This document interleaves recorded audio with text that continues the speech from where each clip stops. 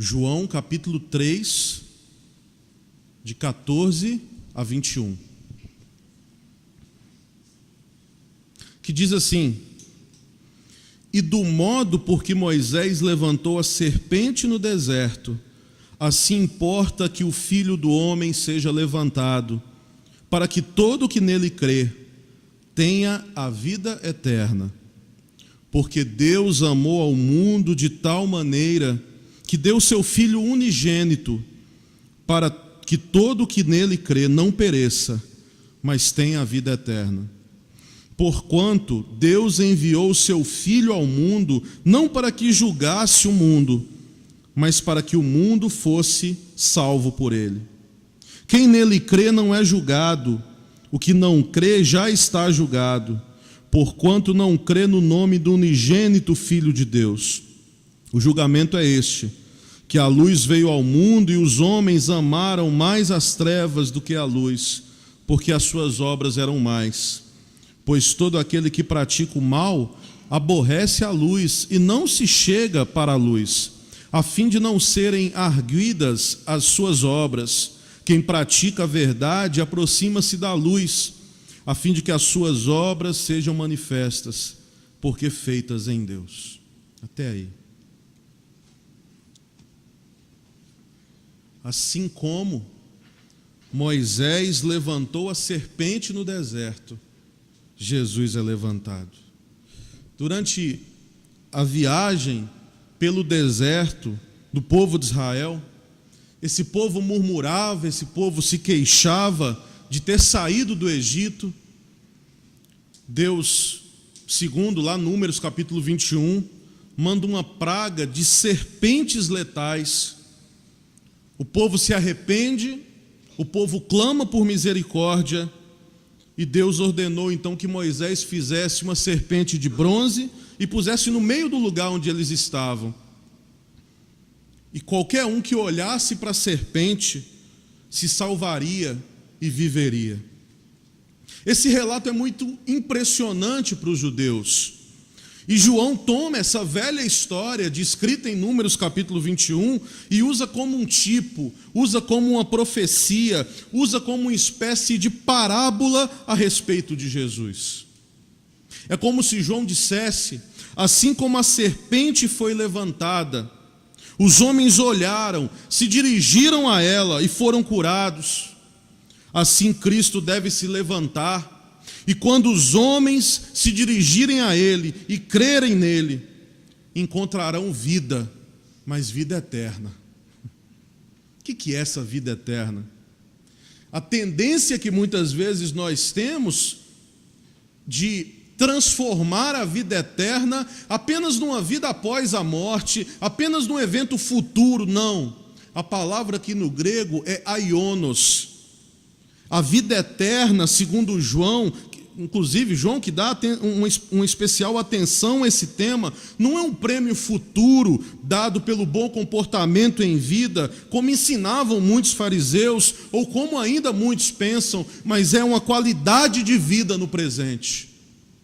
A palavra aionos, ela não está restrita à duração, a tempo, mas ela também diz muito mais sobre qualidade. É eterna, não simplesmente por não ter fim, mas por sua qualidade indestrutível. E nós não a teremos apenas no futuro. Esta vida eterna é uma plenitude que não se alcança, como ensinavam alguns fariseus, por exemplo, observando a lei, observando um código vindo de fora. Não, mas é percorrendo um caminho aberto por Jesus, o caminho da mais autêntica existência do ser humano diante de Deus e ao lado dos seus semelhantes. Queridos, o evangelho indicado para esse 4º domingo da quaresma em que nós estamos, nos faz retornar ao verdadeiro sentido do mistério da encarnação. Pode parecer estranho, uma vez que a liturgia quaresmal, vamos lembrar que esse período da quaresma é o período que nos prepara para a Semana Santa, que logo vai vir. Estou ansioso para a Semana Santa, que os meus pais vão vir passar uns dias aqui, saudade do colo da minha mãe, mas também da comida dela. E esse período quaresmal, sim, ele é um período de preparação para essa morte, a paixão, a morte e a ressurreição de Jesus. Mas os mistérios da vida de Jesus não estão separados. Em outras palavras, trata-se de um só e único mistério, a saber, o Deus que se humaniza para redimir a humanidade. E aqui a encarnação é a expressão mais profunda de quem somos e que nós somos de Deus. Aqui rompe-se o medo de sentir e experimentar a condição humana com toda a sua grandeza e fragilidade. Quantas vezes, né, essa condição humana, ou isso que em muitas situações nós chamamos de o mundo, né, é um completo antagonista do Evangelho, ou completo antagonista das coisas que vêm do alto. Ao se revelar a fonte de nossa humanidade, não é possível acreditar que Deus seja nosso rival. Não, Ele é nosso amigo. Não é possível aceitar que Ele seja a nossa ameaça. Não, Ele é o nosso alívio. Que Deus seja a nossa diminuição. Não, Ele é a nossa plenitude. Ele não é o juiz distante, mas Ele é o Deus do encontro, fonte da nossa liberdade. É interessante que no texto mais à frente colocam exatamente isso. Jesus não veio para julgar o mundo, mas que por Ele as pessoas encontrem vida. Vida. Como ao longo das eras tentam pintar essa imagem desse Deus julgador. E como muitas vezes nós assumimos esse papel de julgador, o Deus que não veio para julgar. Deus não enviou o seu Filho para julgar o mundo, mas para que o mundo seja salvo por ele. Jesus, que está falando com o fariseu nos versículos anteriores, com o fariseu Nicodemos, ele derruba a perspectiva de um Messias que é juiz do povo, mostrando que em Deus não há julgamento, não há condenação, mas há sim oferta de vida.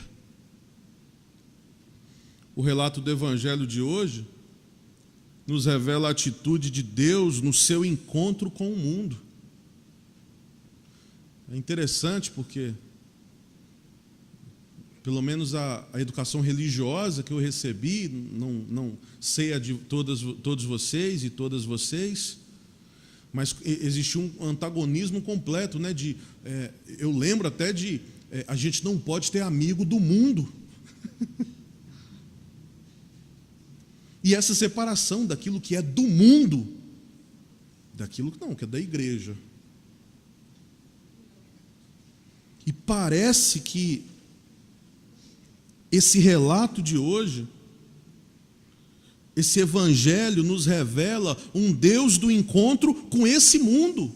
Em Jesus Cristo, nos fazemos conscientes da relação que há entre todos os seres humanos e o universo, o planeta e também com Deus. Deus amou tanto o mundo que deu para ele, que deu o seu Filho único, para que todo aquele que nele crê não pereça, mas tenha a vida eterna. Talvez esse seja um dos versículos mais famosos da Bíblia. Talvez esse seja o versículo que a gente decora primeiro. Porque Deus amou o mundo de tal maneira, Deus amou tanto o mundo, que deu o seu Filho. Este versículo é o ponto central em torno ao qual acontece a história de Deus conosco. Deus amou um passado que perdura. Nele, nossa origem, nosso existir e o horizonte de nossa esperança. Deus ama o mundo tal como o mundo é, grandioso e finito, inacabado e incerto, cheio de conflitos e contradições, capaz do melhor, mas também capaz do pior. E o ama, suscitando em toda parte nossa responsabilidade histórica, para que ninguém pereça, para que todos tenham vida, e vida plena, e vida plena. Deus chama o ser humano a sair do seu mundo fechado, do seu isolamento, dos seus padrões alienantes e alienados de relacionamento, para se expandir em direção a um novo encontro com tudo que existe.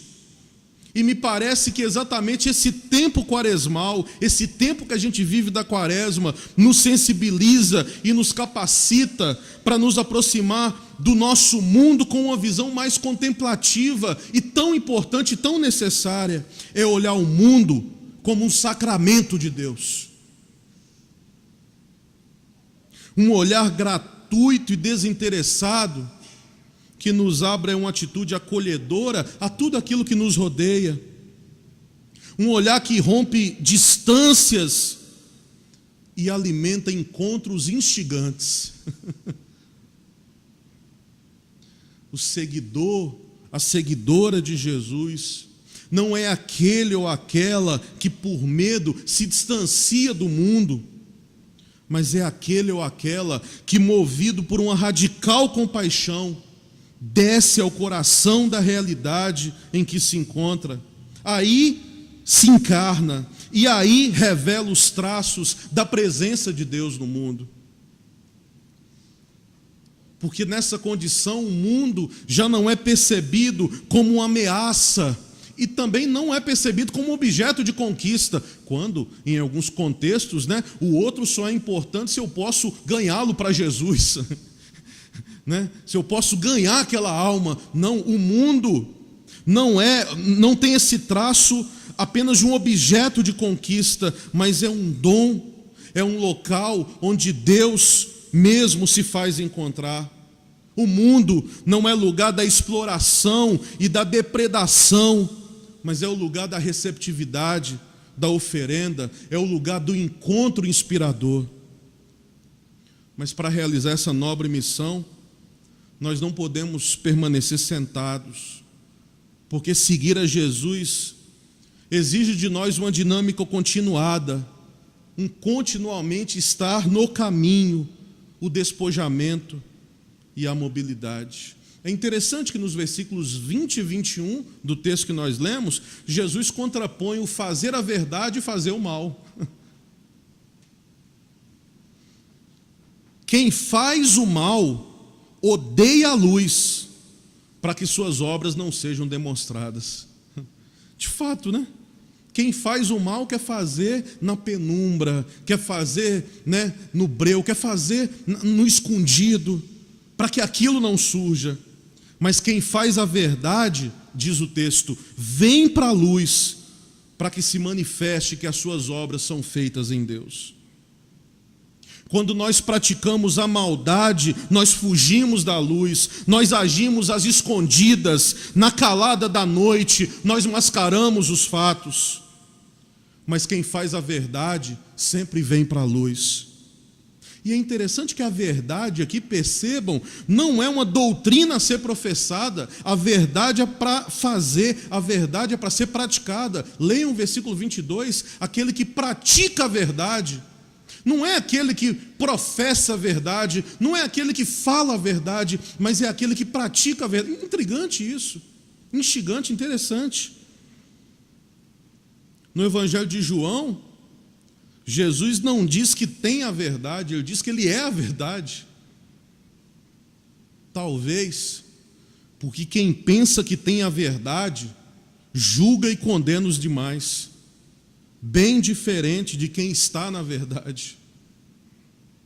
Mas o que significa estar na verdade? A partir de Jesus, nós sabemos que significa inserir-se na obra libertadora de Deus na história, para que ninguém mais pereça. Eu temo que nós vivemos correndo o risco de nos ater de viver em mundos bolha. Sabe, mundo bolha? Dentro de bolhas, de pequenas bolhas. Nós podemos construir nossa vida encapsulada em espaços feitos de hábito e de uma pseudo-segurança. Como diz o poeta brasileiro, para mim ela é poeta, para vocês eu não sei. Como diz o poeta brasileiro, as grades do condomínio são para trazer proteção, mas também trazem a dúvida se é você que está nessa prisão.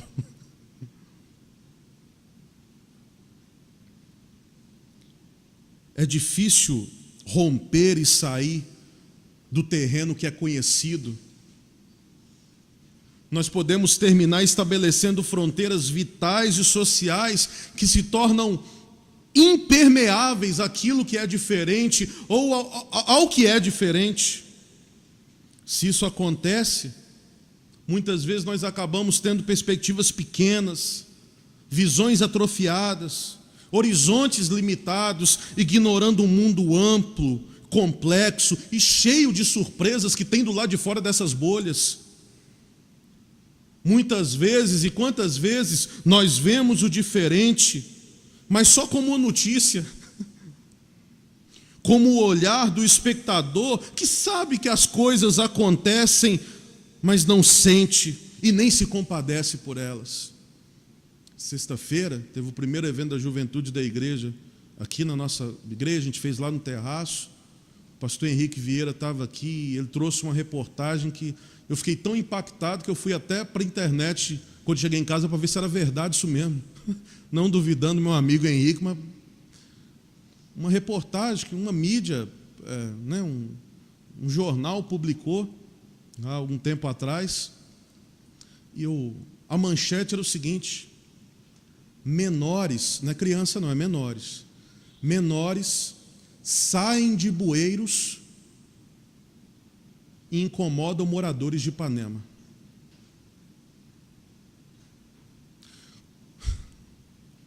O problema não é a gente ter menor morando em bueiro, não é isso. O problema é incomodar os moradores. O problema não é da gente assumir uma realidade no nosso país que a gente tem, deixa eu melhorar então, ou falar, a gente tem crianças morando em bueiro. Se eles continuassem lá, estava tudo bem. O problema é quando eles saem para fora. O problema é quando eles entram na nossa bolha e nos incomodam.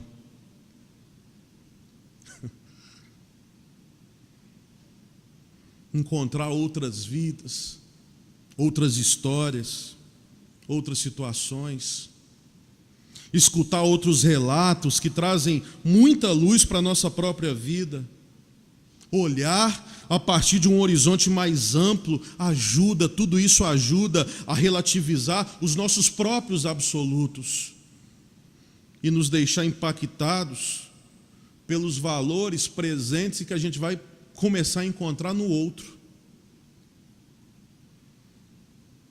Escutar de tal maneira que o que ouvimos penetra na nossa própria vida, isso significa implicar-nos afetivamente, relacionar-nos com pessoas, não com etiquetas. Acolher na nossa própria vida outras vidas. Ser esse espaço aberto, abrir espaços para que as histórias dos excluídos, dos diferentes, encontrem morada nas nossas próprias entranhas, na nossa memória e no nosso coração. O encontro com o diferente possibilita também, acreditem, o encontro conosco mesmo. Ou seja, encontrar talvez a nossa própria verdade, o nosso próprio caminho. Isso implica em nos perguntar sobre a nossa própria identidade, por aquilo que dá sentido à nossa própria vida. E é aqui, nesse mundo mesmo, não é em outro, nesse mundo, que Deus nos chama a estender o seu reinado, trabalhando cada dia como amigos e amigas de Jesus que passam, que observam, que curam, que se compadecem, que ajudam, que transformam, que ouvem, que multiplicam os esforços humanos, porque apaixonados por Deus, nós nos apaixonamos por esse mundo, que em sua diversidade, que em sua riqueza, que em sua simplicidade, que em sua profundidade, que em sua fragilidade, que também em sua sabedoria, tem muito a nos ensinar. E amando e investigando tudo do que é do mundo, nós vamos nos perceber como seres que estamos adorando o Deus que habita em tudo, que é do mundo. Deus amou tanto o mundo. Deus amou tanto, mas tanto o mundo, que Ele deu o seu Filho para que a gente tenha vida e vida plena. Que Deus nos abençoe.